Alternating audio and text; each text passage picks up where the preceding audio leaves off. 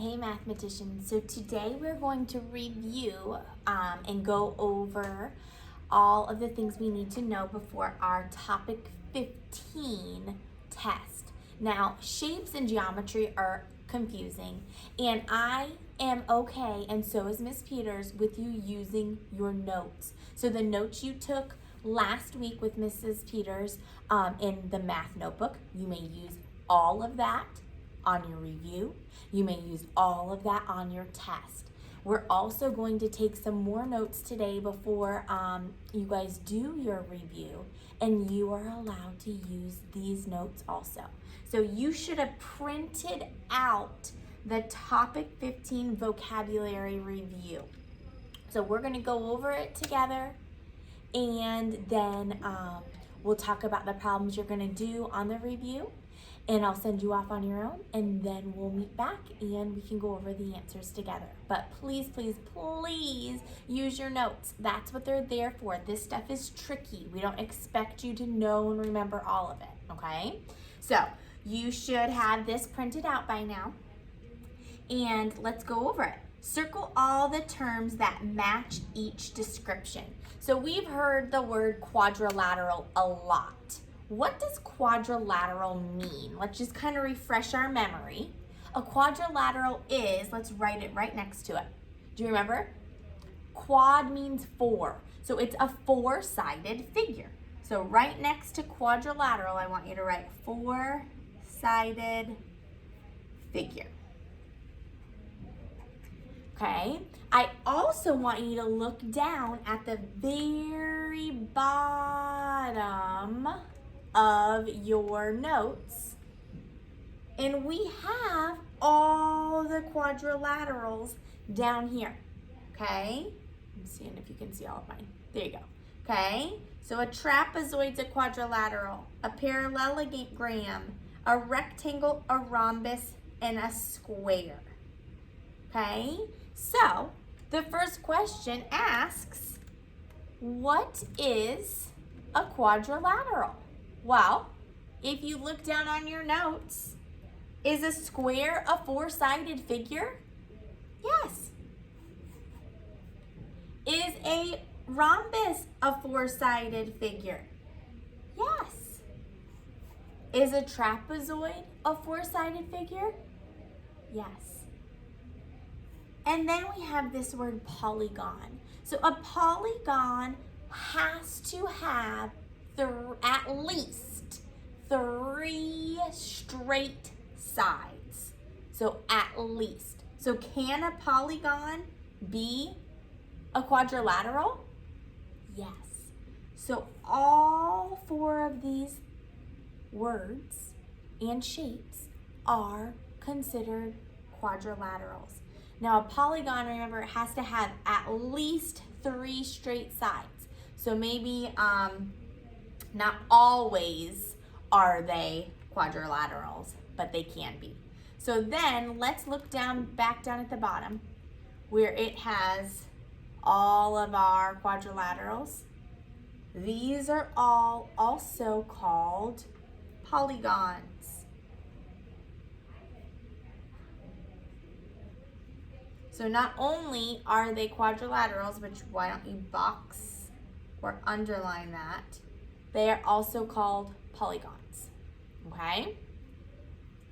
All right, so then let's look at number 2. I think I'm zoomed in a little too much. So let's look, oh, a polygon. Well, we just learned that a polygon is has to have at least three straight sides. So think about an angle. Does an angle have at least three straight sides? So I'm going to show you what an angle looks like, kind of like that, like an L. Does that have at least three? No. So not an angle. What about a quadrilateral? Yes. What about a rectangle? Does it have at least three? Yes. What about a square? Yes.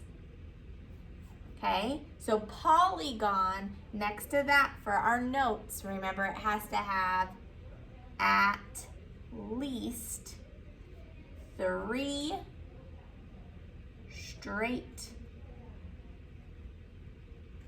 sides. Okay, so then look at this. A polygon with 4 right angles. Well, if you look down at the very bottom of all of your shapes, do you see any shapes that have 4 right angles? I do. A rectangle. See them? 1, 2, 3, 4. What else does? A square. And I'll zoom in so you can see it. A square has 1, 2, 3, 4. 4 right angles. So, to our question number 3 on our vocabulary, and I'm making you super seasick, a polygon with 4 right angles would be what? A square and a rectangle. Okay? So now, the next one is a parallelogram. Well, if you look down at the bottom, it tells us what a parallelogram is. A parallelogram has opposite sides. So if we look at the opposite sides, and they're the same length. Okay? And the opposite angles are the same size. Are these the same size? Yes. Okay? A parallelogram also could go on and on forever, and they would never meet. Okay? So if you look at a trapezoid, I'm going to show you. Look at this. If this side goes on, and then we look at this side, see how they cross? That can't be a parallelogram because at some point those sides meet. All right? So we know a trapezoid cannot be a parallelogram. What could be a parallelogram though? Take a minute and look down at the bottom. Look at your shapes. We just learned no, a trapezoid cannot be a parallelogram. Could a triangle? Think about a triangle. No. What could be? Could a rhombus? Yes. Could a rectangle? Yes, because both of those have sides, opposite sides that are the same length. Look down here. A rhombus, opposite sides are the same length, and they could go on and on forever without touching each other, right? And then a rectangle, same thing. Opposite sides are the same length, and they could go on and on forever without touching each other. Okay? So then let's look at some of the other words. Number 5, a right angle. So remember, a right angle is going to look like an L. It's going to have that hard corner. So that's an example of a right angle. Okay, see how it's straight and looks like an L. But what if I did this triangle? Does that, oops, sorry, I can't see it. Does that have any right angles, any hard L's? No, so that would be a non-example. All right, so then let's look at our next question. A rectangle. All right, well that should be pretty easy. You should be able to draw that.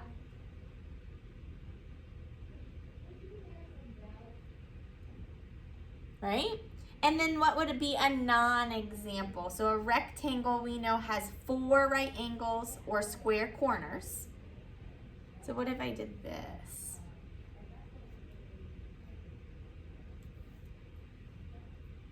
That would be a non-example because it doesn't have 4 right angles or square corners, right? It doesn't have that hard L. So then let's look at the next one, a trapezoid.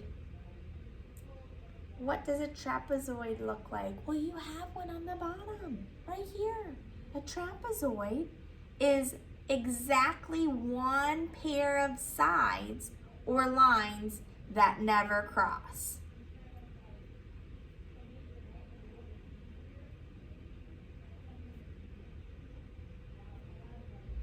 Okay, and mine's a little off. But if you look at it, well, I already said these ones, they're gonna cross, right? But look at these ones. The top and the bottom, they could go on forever and they would never touch. So they only have one pair of sides that never touch. Remember, these two would cross. So then a non-example would be something that has all four sides that never touch, right? So a square or a rectangle. Okay? So that is your notes. That should be very helpful for you. Hang on to that along with the notes that Mrs. Peters did with you last week. So now you are going to switch gears. You're going to get out your Volume 2 math book and you are going to want to turn to page 605. 605.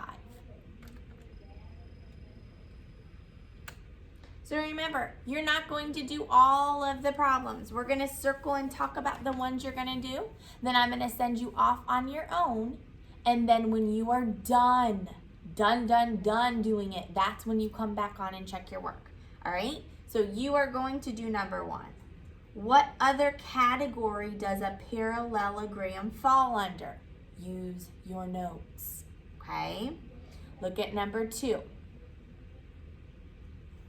Use the words in the box below, so right here. Write the names for the shapes in the correct columns. So we have a quadrilateral and we have a parallelogram. Then you have 4 different shapes. Which one goes in which, okay? And then let's see, what else are we gonna do? You're gonna do so you don't have to do number 3. You can cross that one off. Okay, you are going to do number 4. You do not have to do number 5. You are going to do number 6. Flip it over. And then you're only doing 2 on the back. You were doing number 7. But I want you to pay attention to number 7. There's going to be one exactly like this on your test, and it has 2 parts to it. What 2 quadrilaterals did Kim use to make the rug design? So you'll write those down in the box. What do the shapes have in common? So there's 2 questions there. You're going to tell me the quadrilaterals that she used. And then you're going to tell me how the shapes are, what they have in common. How are they alike? So underline this question and make sure you write 1 and 2. Okay? And then the last one that you're going to do is number 8. Look at each group. Here's your 2 groups. How are the 2 groups alike? That means how they are the same. Okay, and then on B, it has how are they different. So that means how they are not alike or not the same. Okay, so I am going to send you off on your own to answer question number 1, question number 2, 4, question number 6, 7, and 8. Use your notes to help you. Come back on only when you are finished. All right, bye.